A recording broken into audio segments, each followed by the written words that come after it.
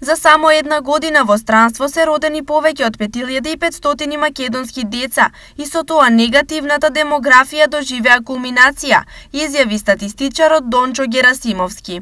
Мал е процентот на население кој што умира во странство, меѓутоа висок е бројот на живородени деца кои што се раѓаат во странство и кои што реков не влегуваат во бројот на живородени деца во земјава, него тие се одвојат. Што покажуваат последниот податок, за ваша информација, е во 2021 година имаме 5503 живородени деца во странство.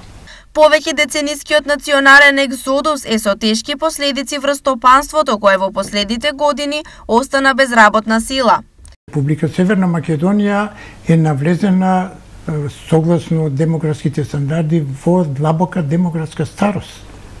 Тоа што значи? Тоа значи дека би имале лоша економска политика во однос на вработувањата, во однос на работоспособното население, бидејќи нивниот број, поместувајќи ја старосната граница кон повисок степен, се појавува недостаток на работна сила.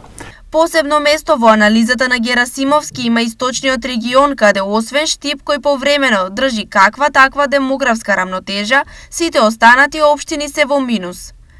Ова значи, примерно, земете го вие источниот регион во Македонија, кај што има 11 општини. Со исклучок од тие 11 општина Штип, преку некоја година има позитивен прираст. 10 општини континуирано со втора, трета деценија тие веќе имат негативен природен прираст. Значи, просторот во овој дел се опустошува.